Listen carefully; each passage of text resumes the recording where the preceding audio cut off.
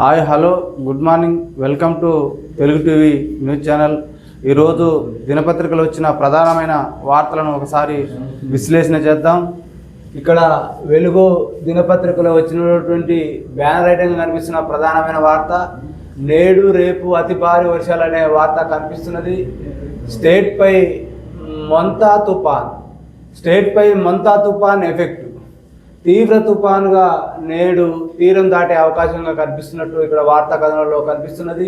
12 జిల్లాలకు orange alert జారీ చేయడం జరిగింది. ఏదైతే వాతావరణ శాఖ వాళ్ళు ఏపీలో కల్లోలం రేపుతున్న తీవ్ర తుఫాను వార్త ఇక్కడ ప్రధానమైనది. వైజాగ్ సముద్ర తీరంలో భారీ గాలులు వీస్తున్న దృశ్యం కూడా ఇక్కడ ఓడలు కూడా ఒక సైడ్కు మొత్తం వచ్చి పెట్టినట్టు ఇక్కడ చూడు. కొబ్బరి చెట్లు కూడా ఇక్కడ చూడు, అవి ఏ విధంగా తీవ్ర గాలులకు ఎంత మేరకు ఇక్కడ విధ్వంసం జరుగుతుంది ఇక్కడ స్పష్టంగా అవుపిస్తున్న ప్రధానమైన వార్త ఈ వెలుగు దినపత్రికలో కనిపిస్తున్నది. మెంతా తుఫాను ప్రభావం రాష్ట్రంపై బుధవారం తీవ్రంగా ఉండే సూచన కనిపిస్తున్నాయి. సోమవారం మంగళవారం పెద్దగా ప్రభావం లేకపోయినా ప్రస్తుతం అది తీవ్ర తుఫానుగా మారి పశ్చిమ మధ్య బంగాళాఖాతంలోకి ప్రవేశించడంతో రాష్ట్రంపై ఎఫెక్ట్ ఎక్కువగా ఉండే అవకాశాలు ఉన్నాయని అధికారులు ఇక్కడ సూచిస్తున్నట్టు వార్త కనిపిస్తున్నది. ఏదైతే మనం మంతా తుఫాను ఇది ఇటీవల ఈ 2-3 రోజుల నుంచి కూడా అది బంగాళాఖాతంలో తీవ్ర వాయుగుండంగా మారి తీరం దాటుతున్న సమయంలో అది మరింత విధ్వంసం సృష్టిస్తుంది. అక్కడ మరి అది ఏదైతే సముద్ర తీర ప్రాంతం ఏదైతే బంగాళాఖాత తీర ప్రాంతం కోస్తా తీర ప్రాంతం అదంతా కూడా అక్కడ భూమిపై ఏదైతే ఆ రాకాసి అలలు విపరీతమైన గాలులు దాదాపు వేగవంతమైన గాలులతోటి అక్కడ ఉన్న పరిసర ప్రాంతాలు కావచ్చు అక్కడ ఉన్నవి కూడా నీట మునిగిపోయినాయి. అక్కడ మొత్తం విధ్వంసం జరిగింది. అక్కడ చెట్లు విరిగిపోవడం జరిగింది. అక్కడ స్తంభాలు కూలిపోవడం జరిగింది. పెను ప్రమాదం అయితే సంభవించింది. ఇది ఏపీకి అయితే ఎక్కువ ఉన్నది. తెలంగాణలో మాత్రం అక్కడ ఖమ్మం, ములుగు, భద్రాద్రి కొత్తగూడెం జిల్లాల్లో ఎక్కువ ఏది భారీ నుంచి అతి భారీ వర్షాలు, ఇక మిగతా జిల్లాల్లో మోస్తారు నుంచి భారీ వర్షాలు కురిసే అవకాశం కూడా కనిపిస్తున్నట్టు వాతావరణ శాఖ వెల్లడించడం జరిగింది. మరి ఈ మంతా తుఫాను తీవ్ర ప్రభావంతో తెలంగాణ ఉన్న రైతాంగం కావచ్చు, ఇక్కడ ఏపీలో ఉన్న రైతాంగం కావచ్చు తీవ్రంగా నష్టపోయే ప్రమాదం అయితే కనిపిస్తుంది. ఇప్పుడు వరి కోతలు అయిపోయినాయి, రాసులు కళ్ళాల్లో పోసినారు. ఇంకా వరి కోయని ఆ వరిసేలు కూడా ఆ చేలల్లో ఈ గాలి దుమారానికి ఆ చెట్లు కూడా వంగిపోవడం, వరిసేను కూడా పడిపోవడం వల్ల అవి కూడా మొత్తం బూజొచ్చి మొలకెత్తే ప్రమాదం ఉంది. ఇక్కడ రాసులు కూడా ఎండే పరిస్థితి లేదు, అవి కూడా మొలకెత్తే ప్రమాదం కనిపిస్తున్నది. అయితే ఈ అకాల వర్షాల వల్ల ఇది ఏదైతే అతివృష్టి ఏర్పడదు, ఇప్పుడు ఇంకైతే అతివృష్టి అనుకోవచ్చు వచ్చిన సమయం ఇప్పుడు. ఎందుకంటే ఈ మంతా తుఫాను ప్రభావంతో తీవ్రంగా వ్యవసాయంపై ప్రభావం పడ్డది. పత్తి ఏరుకునే పరిస్థితి లేదు. ఏదైతే వరి కోతలు ఇప్పుడు వచ్చిన సమయంలో కూడా వరిని ఇప్పుడు ఒడ్లు అమ్ముకునే పరిస్థితి లేదు, ఎండే పరిస్థితి లేదు. కాబట్టి తీవ్ర ప్రభావం రైతాంగం పైన ఉంది, మరి రైతాంగం పైన పడ్డది. కాబట్టి వీటిని రైతులు కానీ ఇటు ప్రభుత్వం కానీ అధికారులు కానీ అప్రమత్తంగా ఉండి రైతులకు సూచన సలహాలతో పాటు వాళ్ళకు నష్టపోతే ఆర్థిక సాయాన్ని రాష్ట్ర కేంద్ర ప్రభుత్వాలు ఆదుకోవాల్సిన సమయం ఎంతైనా ఉందని కూడా చెప్పుకోవచ్చు. ఇక మరో ప్రధానమైన వార్తను మనం పరిశీలించినట్లయితే తుమ్మిడిహెట్టి సుందిళ్లకు సీఎం గ్రీన్ సిగ్నల్ అనే వార్త కనిపిస్తున్నది.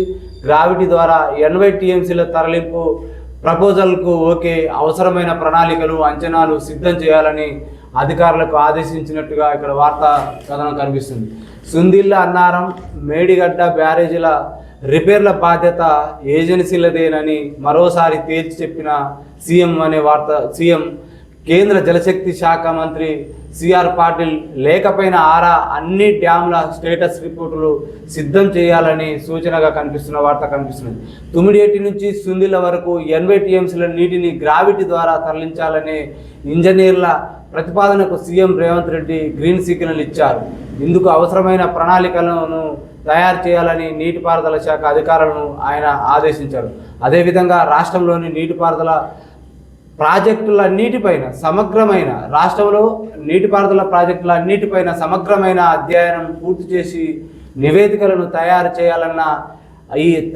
చేయాలన్నారు. ప్రాజెక్టుల వారీగా అనాలసిస్ జరగాలని స్పష్టం చేశారు. మంగళవారం హైదరాబాద్ జూబ్లీహిల్స్లో తన నివాసంలో మంత్రి ఉత్తమ్ కుమార్ రెడ్డితో కలిసి నీటిపారుదల శాఖపై సీఎం రేవంత్ రెడ్డి ఉన్నత స్థాయి సమావేశం నిర్వహించారు. ఈ సందర్భంగా సీఎం మాట్లాడుతూ తుమ్మిడిఎట్టి దగ్గర ప్రాజెక్టు నిర్మాణంతో ఉమ్మడి ఆదిలాబాద్ జిల్లాకు తాగునీరు అందేలా చూడాలన్నారు. కాంగ్రెస్ హయాంలో ప్రాణహిత చెవుల ప్రాజెక్టులో భాగంగా చేపట్టిన కాలువలను వాడుకోవడం వల్ల ఖర్చు తగ్గుతుందని ఆ దిశగా చర్యలు తీసుకోవాలని కూడా వార్తలు, ఈ ప్రధానమైన వార్తలు కనిపిస్తుంది. ఏదైతే ఈ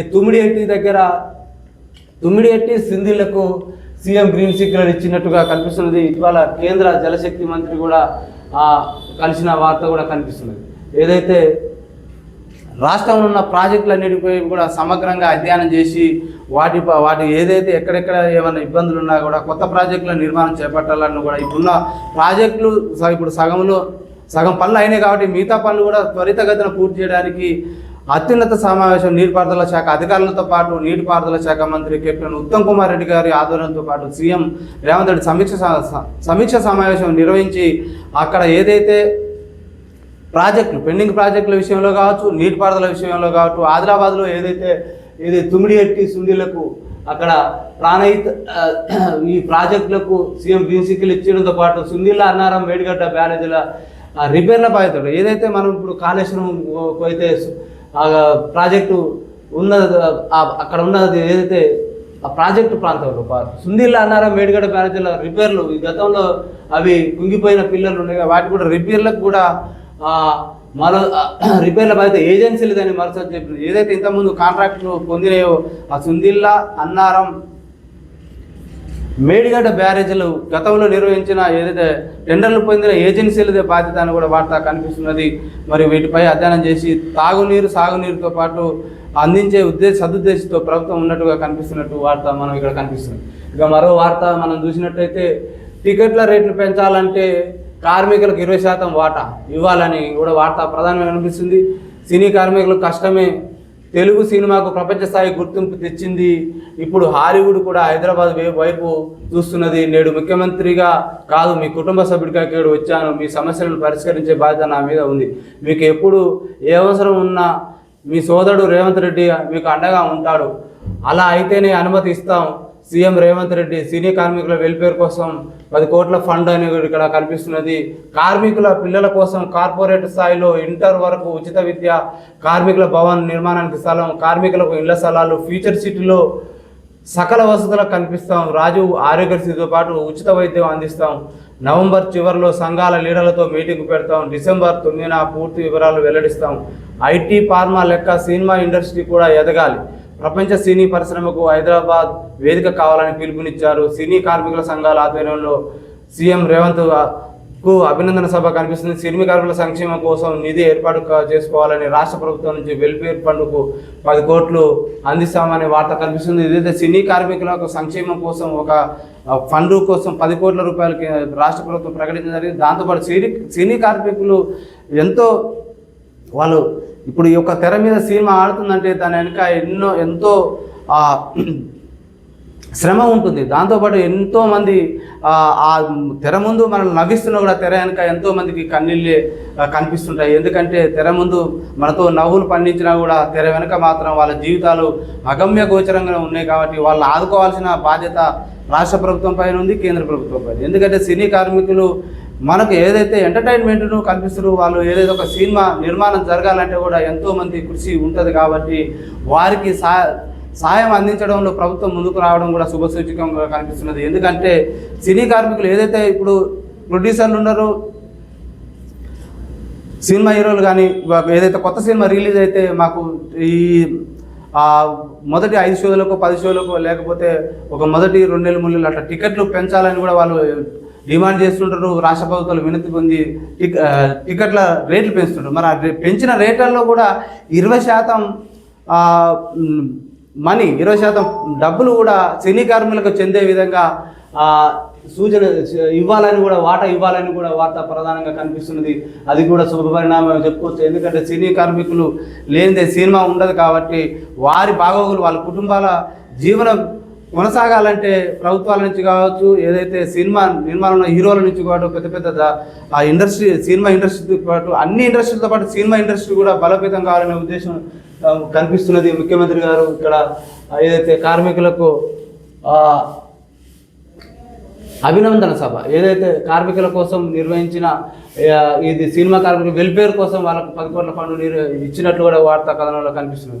ఇక మరో ప్రధానమైన వార్త ఇక్కడ చూడొచ్చు మనం, లొంగిపోయిన మావోయిస్టులను కాపాడుకుంటామనే వార్త కూడా కనిపిస్తున్నది. మిగిలిన వాళ్ళు అజ్ఞాతం విడాలి, డీజీపీ శివధర్ రెడ్డి అనే వార్త కనిపిస్తుంది. తెలంగాణ నేతలు ఇంకా 64 మంది అజ్ఞాతులు ఉన్నారని వెల్లడి. లొంగిపోయిన మావోయిస్టులు పుల్లూరి ప్రసాదరావు, బండి ప్రకాష్ 45 ఏళ్ల అజ్ఞాతం వీడిన సీనియర్ నేతలు అనే వార్త కనిపిస్తున్నది. ఇక్కడ సిద్ధాంతాన్ని వీడను జనంలో పోరాడతా, సిద్ధాంతాన్ని వీడను జనంలో ఉండిపోతా. సిద్ధాంతాలు అయితే అయ్యే అంటే వాళ్ళు ఏదైతే మరి సిద్ధాంతాలను వీడను అదే జనంలో ఉండి పోరాడతా, జనం ప్రజాస్వామ్యబద్ధంగానే పోరాడతా అనే వార్త కూడా ఇక్కడ కనిపిస్తున్నది. లొంగిపోయిన మావోయిస్టు ప్రసాదరావుకు 25 లక్షల డీడీ అందజేస్తున్న డీజీపీ శివధర్ రెడ్డి అనే వార్త ఇక్కడ కథనం కనిపిస్తుంది. ఇక మరో ప్రధానమైన రంగంలోకి లిక్కర్ సిండికేట్లు అనే వార్త కనిపిస్తుంది. రంగంలోకి లిక్కర్ సిండికేట్లు, లాటరీ తగిలిన వారి నుంచి షాపులు సొంతం చేసుకునేందుకు బేరసారాలు. ఒక్కో వైన్స్కి 50 లక్షల నుంచి 1 కోటి వరకు ఆఫరు. అప్లికేషన్ ఫీజు 2 ఏళ్ల పాటు గుడ్విల్ ఇచ్చేందుకు రెడీ.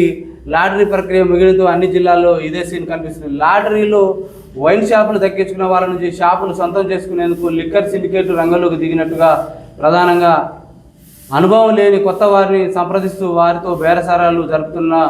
ఉదాహరణకు యాదాద్రి జిల్లాలో చాలా ఏళ్లుగా ఒక లిక్కర్ బిజినెస్ చేస్తున్న ఒక సిండికేట్ గ్రూపు ఈసారి ఆశించిన షాపులు దక్కలేదు.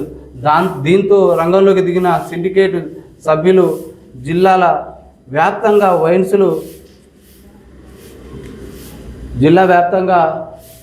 వైన్సులు షాపులు దక్కించుకున్న వారి కోసం జల్లెడ పడుతున్నారు.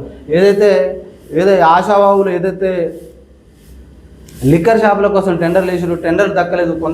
చాలా పెద్ద షాపుల వాళ్ళకు తక్కని వాళ్ళకి ఏంటంటే ఎవరికి అనామకులు తగ్గిన వాళ్ళకు వాళ్ళ దగ్గర బేరసారాలు మొదలుపెట్టి సిండికేట్ రూపంలో వీళ్ళంతా గతంలో నిర్వహించిన షాపు యజమానులు ఉంటారు. వాళ్ళంతా సిండికేట్ అయ్యి ఎవరైతే కొత్త వారికి షాపులు వచ్చినా ఎవరికైతే అనుభవం లేదో వారికి నజరాలను ప్రకటించి 50 లక్షలు ఇస్తాం, 50 నుంచి 1 కోటి ఇస్తాం, 2 ఏళ్ల వరకు కూడా ఆ షాపులో కమిషన్ కూడా ఇస్తామని వాళ్ళని మభ్యపెట్టి ప్రలోభాలకు చేసి వాళ్ళ నుంచి షాపులు తీసుకొని వీళ్ళు మళ్ళీ సిండికేట్గా ఏర్పడి మళ్ళీ మద్యం షాపులు వీళ్ళ చేతులకు తీసుకునే అవకాశం కనిపిస్తున్నట్టుగా వార్త కనిపిస్తున్నది.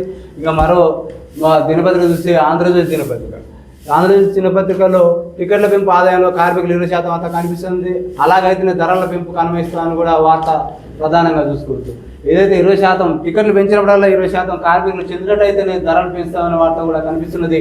హైదరాబాద్లో నల్లకుంట్ల శంకరమఠంలో శృంగేరి పీఠాధిపతి విధుశేఖర భారతి స్వామి ఆశీర్వాదం తీసుకున్న సీఎం రేవంత్ రెడ్డి ప్రభుత్వ విప్ ఆది శ్రీనివాస్ కూడా ఇక్కడ కనిపిస్తున్నది. ఈ వార్త ఇక్కడ ప్రధానంగా కనిపిస్తుంది.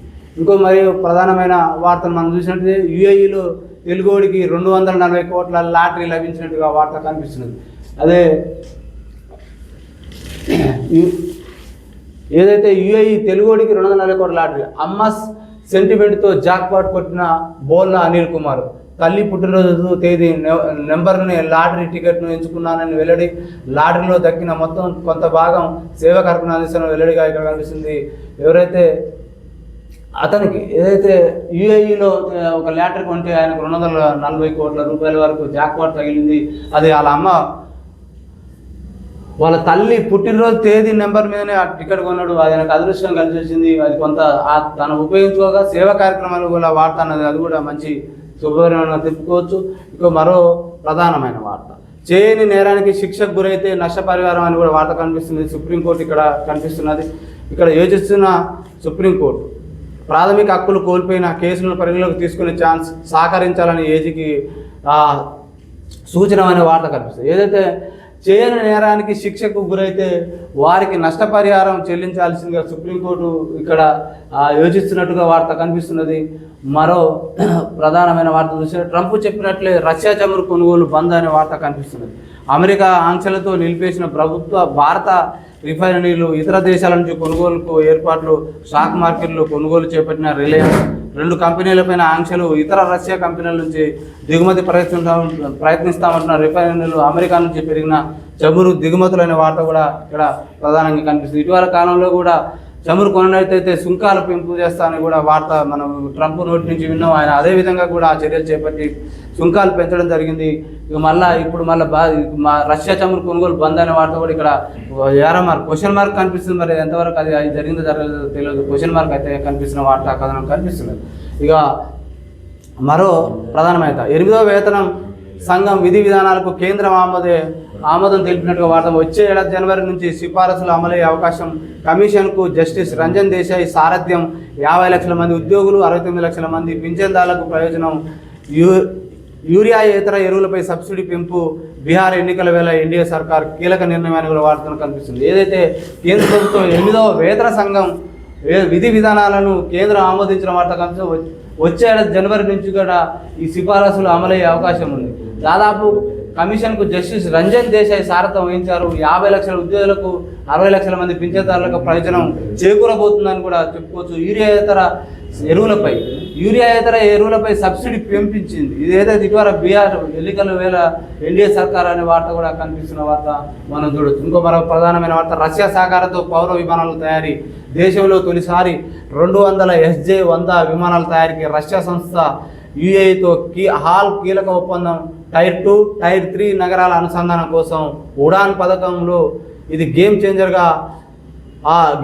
అని కూడా హాల్ పేర్కొనడం జరిగింది. ఒక్కో విమానంలో 103 సీట్లు కూడా, నిర్వహణ ఖర్చు తక్కువ అని కూడా వార్త కనిపిస్తుంది. SJ-100 విమానాల తయారీకి మాస్కోలో FAA ఒప్పందం పత్రాలను మార్చుకుంటున్నట్టు యుఏసీ హాల్ ప్రతినిధులు ఇక్కడ కనిపిస్తున్న వార్త ప్రధానంగా కనిపిస్తుంది. ఏదైతే రష్యా సహకారంతో పౌర విమానాల తయారీ, ఏదైతే ప్యాసింజర్ ఫ్లైట్స్ ఉంటాయో ప్యాసింజర్ ఫ్లైట్స్లను తయారు చేసి దాదాపు 200 SJ-100 విమానాల తయారీకి రష్యా సంస్థ యుఎస్తో ఒప్పందం చేసుకున్న ఇక్కడ ఆమె MOU కూడా ఒప్పందం చేసుకున్న పత్రాలను మార్పిడి చేసుకున్న వార్త కూడా కథనం కనిపిస్తున్నది. ఈరోజు ఈ ప్రధానమైన వార్తలను మనం విశ్లేషణ చేస్తున్నాం. ఇట్లాంటి మరిన్ని మెరుగైన సమాచారాన్ని మీ ముందు తీసుకురావడానికి, ఇంకా మెరుగైన వార్తలను మీ ముందుకు విశ్లేషణ చేయడానికి మాకు